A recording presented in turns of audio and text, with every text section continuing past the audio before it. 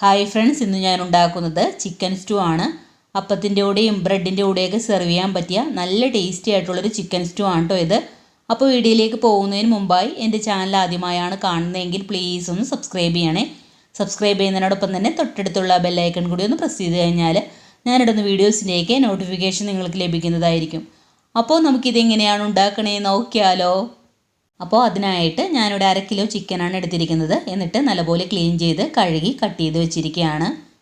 ഇനി ഒരു 15ഓളം കാഷ്നട്ട് നേരിയ ചൂടുവെള്ളത്തിൽ ഒരു 20 മിനിറ്റോളം സോക്ക് ചെയ്ത് വെച്ചിട്ടുണ്ട്. ഇനി ഇത് അരച്ച് പേസ്റ്റ് ആക്കി എടുക്കാം. ഇനി നമുക്ക് ചിക്കൻ സ്റ്റൂ ഉണ്ടാക്കാൻ വേണ്ടി തുടങ്ങാം. അപ്പോൾ അതിനായിട്ടൊരു പാൻ അടുപ്പിലേക്ക് വെച്ചിട്ട് അതിലേക്ക് ഒരു 2 ടേബിൾ സ്പൂൺ വെളിച്ചെണ്ണ ഒഴിച്ചു കൊടുക്കാം. എണ്ണ ഒന്ന് ചൂടായി വരുമ്പോഴേക്ക് 3 ചെറിയ കഷ്ണം പട്ട, 5 ഏലക്ക, 5 കറിയാമ്പൂ, പിന്നെ 1 ടീസ്പൂൺ കുരുമുളക് ഇത്രയും ചേർത്ത് കൊടുത്തിട്ട് ചെറുതായിട്ടൊന്ന് വഴറ്റിയെടുക്കാം.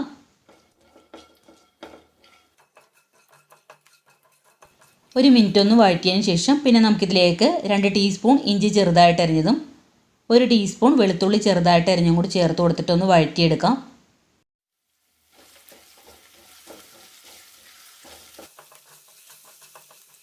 ഇഞ്ചി ഉള്ളിയും ചെറുതായിട്ടൊന്ന് വഴറ്റിയതിന് ശേഷം പിന്നെ നമുക്കിതിലേക്ക് ഒരു വലിയ സവാള ഇതുപോലെ നീളത്തിൽ അരിഞ്ഞ് ചേർത്ത് കൊടുത്തിട്ട് വീണ്ടും നല്ലപോലെ ഒന്ന് വഴറ്റിയെടുക്കണം. ഇനി മീഡിയം സൈസ് സവാളയാണെന്നുണ്ടെങ്കിൽ 2 സവാള എടുക്കണം കേട്ടോ. ഇപ്പോൾ സവാള ചെറുതായിട്ടൊന്ന് വഴന്നു തുടങ്ങിയിട്ടുണ്ട്. ഇനി നമുക്കിതിലേക്ക് എരിവിനനുസരിച്ച് പച്ചമുളക് ചേർത്ത് കൊടുക്കാം. ഞാനിവിടെ ഒരു 3 പച്ചമുളകാണ് കേട്ടോ ചേർത്ത് കൊടുക്കുന്നത്. പിന്നെ ആവശ്യത്തിന് കറിവേപ്പിലയും കൂടി ചേർത്ത് കൊടുത്തിട്ട് നന്നായിട്ടൊന്ന് വഴറ്റിയെടുക്കാം. സവാളയുടെ കളറൊന്നും മാറേണ്ട ആവശ്യമില്ല, നല്ലപോലെ ഒന്ന് വഴറ്റിയെടുത്താൽ മതി.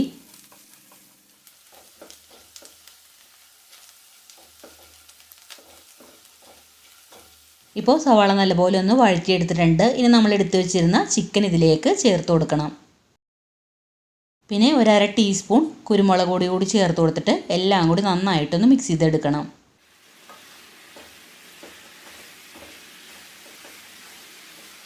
ഇനി ചിക്കൻ്റെ കളറൊക്കെ ഒന്ന് മാറി വരുന്നവരെ 4 മിനിറ്റോളം മീഡിയം ടു ഹൈ ഫ്ലെയിമിൽ വെച്ചിട്ട് നല്ലപോലെ ഒന്ന് ഇളക്കി കൊടുക്കാം. ഇപ്പോൾ ചിക്കൻ്റെ കളറൊക്കെ ഒന്ന് മാറി വന്നിട്ടുണ്ട്. ഇനി ഇതിലേക്ക് ഒരു വലിയ ക്യാരറ്റ് ഇതുപോലെ ഒന്ന് ചെറുതായിട്ട് അരിഞ്ഞതും 2 മീഡിയം സൈസ് ഉരുളക്കിഴങ്ങ് ഇതുപോലെ ഒന്ന് അരിഞ്ഞും കൂടി ചേർത്ത് കൊടുത്തിട്ട് എല്ലാം കൂടി നല്ലപോലെ ഒന്ന് മിക്സ് ചെയ്തെടുക്കാം.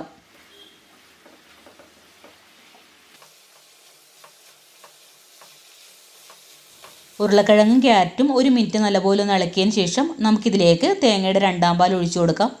ഞാനിവിടെ ഒരു മീഡിയം സൈസ് തേങ്ങയുടെ 2 കപ്പ് 2 പാലും 1 കപ്പ് 1 പാലാണ് എടുത്ത് വെച്ചിരിക്കുന്നത്. അപ്പോൾ 2 പാൽ ഇപ്പോൾ ചേർത്ത് കൊടുക്കാം. പിന്നെ ആവശ്യത്തിന് ഉപ്പും കൂടി ചേർത്ത് കൊടുത്തിട്ട് നല്ലപോലെ ഒന്ന് ഇളക്കി യോജിപ്പിച്ചതിന് ശേഷം നമുക്കിതൊന്ന് മൂടി വെച്ച് വേവിക്കാം.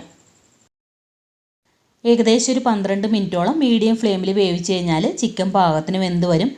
ഇതിപ്പോൾ എല്ലാം പാകത്തിന് വെന്ത് വന്നിട്ടുണ്ട്.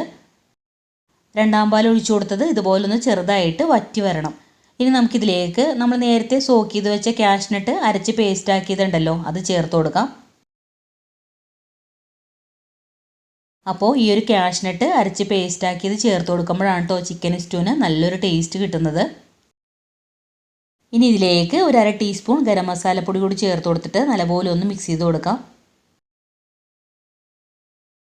ഈ സമയത്ത് ഉപ്പ് നോക്കിയിട്ട് കുറവാണെന്നുണ്ടെങ്കിൽ ചേർത്ത് കൊടുക്കണം.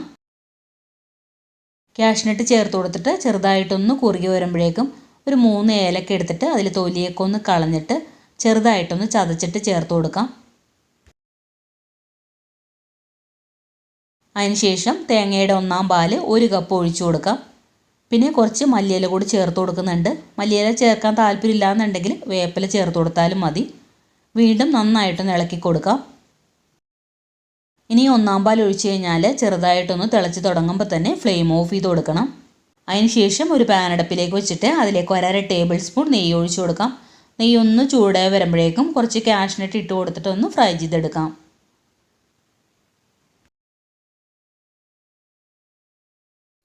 കാഷ്നട്ട് ചെറുതായിട്ടൊന്ന് ഫ്രൈ ആയിട്ട് വരുമ്പോഴേക്കും കുറച്ച് ഉണക്കമുന്തിരി കൂടി ചേർത്ത് കൊടുക്കുന്നുണ്ട്. ഇപ്പോൾ കാഷ്നട്ടും മുന്തിരിയും ഫ്രൈ ആയിട്ട് വന്നിട്ടുണ്ട്. ഇനി നമുക്ക് ഫ്ലെയിം ഓഫ് ചെയ്ത് കൊടുത്തിട്ട് നമ്മൾ ഉണ്ടാക്കി വെച്ചിരിക്കുന്ന ചിക്കൻ സ്റ്റൂവിലേക്ക് ചേർത്ത് കൊടുക്കാം.